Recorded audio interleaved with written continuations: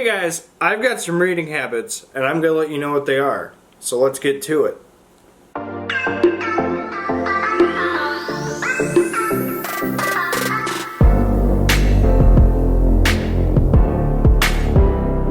Alright guys, so today I've got for you my reading habits tag.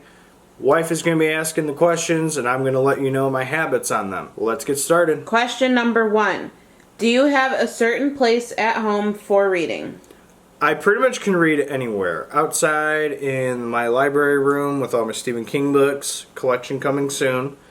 My living room, in the kitchen, pretty much anywhere. Bathroom, doesn't matter. I can read. Pretty much listen to audiobooks, so I can take it anywhere with me. Just need better headphones, but... Question number 2. Bookmark or random piece of paper? I prefer Bookmark, just because it looks prettier. I will have to use a sheet of paper if I need to. Here's some of my favorite bookmarks. I like the Book of the Month bookmarks we get. They just changed them to white. They used to be blue with white writing, which I think is pretty cool. I have got a Stranger Things one with Mr. Steve Harrington on it. Big Stranger Things fan. I have an It Chapter 2 bookmark with Pennywise on the top there, kind of faded into black. But I think it's pretty cool. And then my Shining bookmark, which I think is pretty nifty as well. Question number 3. Can you just stop reading anywhere, or do you have to stop after a chapter or a certain amount of pages? I usually would like to stop after a chapter. Stephen King will usually write a chapter with different numbers in it, and I can pretty much stop anywhere with a number. But typically a chapter, I don't like stopping in the middle of a paragraph or a certain page. I won't just read 10 pages. I gotta end with a number somewhere, whether it's a chapter or an inner number chapter, like a page break. Question number 4. Do you eat or drink while reading? Yes. I do both. I can eat and drink while I'm listening on audiobook. Usually when I'm doing a physical read, I typically can't eat, but I can drink. Sometimes if I'm eating something with a utensil, like a fork or spoon, sometimes I can physically read and eat.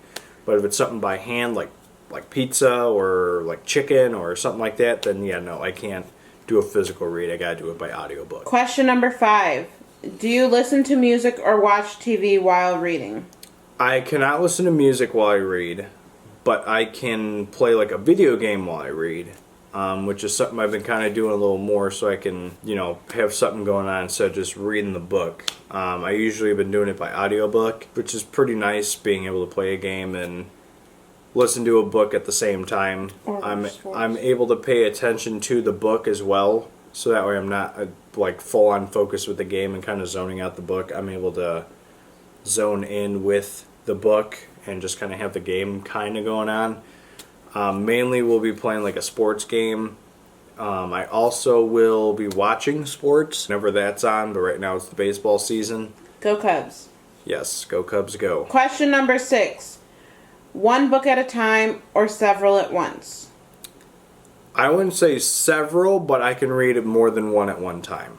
I think I currently have got three or four going on right now. But yeah, I can do more than one book. If they're different. If it's different enough. I think I've got 2 King going on, and I think 2 other random ones. I don't remember them off the top of my head, but I got a few going right now. I can do more than one at the same time. Question 7. Reading at home or reading everywhere? I can relatively read anywhere. Whenever we're going on a car trip, I can read audiobook, or I can do a physical read of the book if I got it with me. Otherwise at home, I can, like I said earlier, I can just read wherever, whenever. I usually don't take a book with me unless we're just going somewhere on a road trip for more than an hour car ride. If it's just going to be something we're just driving down the street to Walmart, then no, not really. But I can read on the road and I can read at home. Question number 8. Reading out loud or silently in your head? I prefer silently in my head. I don't the reading out loud thing is more Distracting. in my opinion, is if you're like reading to someone. Like if my wife is reading and I'm reading, I'm not going to read my thing out loud because that's just obnoxious and it's going to distract my wife from her book. I typically think of like reading out loud, like I said, if you're reading to someone, like a classroom of kids or like your kid or something like that. I just don't like the whole reading out loud thing. I think it's just weird and obnoxious. Question number 9. Do you read ahead or skip pages? If I know the next like chunk of page is going to be just like dialogue that doesn't really need to be read, then yeah, I will skip like a paragraph or so. I usually don't skip pages, but if some people are talking that I just really don't care about and doesn't really have to do anything with the plot, yeah, I'll skip. Being honest, Scout's honor, I'll skip.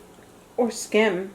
Yeah, I'll also kind of skim it. I'll pay attention for like quotation marks, but if it's like a paragraph that's literally the size of the page, then yeah, I'll pay attention for quotes or names, but that's typically about it. Question number 10. Breaking the spine or keeping it like new? Keeping it like new. I have gotten books where the spine is broken, and I just don't like the way they look. It's, especially with someone who puts their books on the shelf with the spine out. I have seen some people who put it the other way where the spine's facing in. I don't get that. That doesn't quite make sense. I don't know if it's because they've read the book and they're flipping it the other way, or if they need to read it, they flip it the other way. That just looks dumb. I can't figure out what book is there. So I like the spines facing outward. And if they're kind of crinkled and they don't look good, it looks really ugly. I know one of the ones I got, Thinner.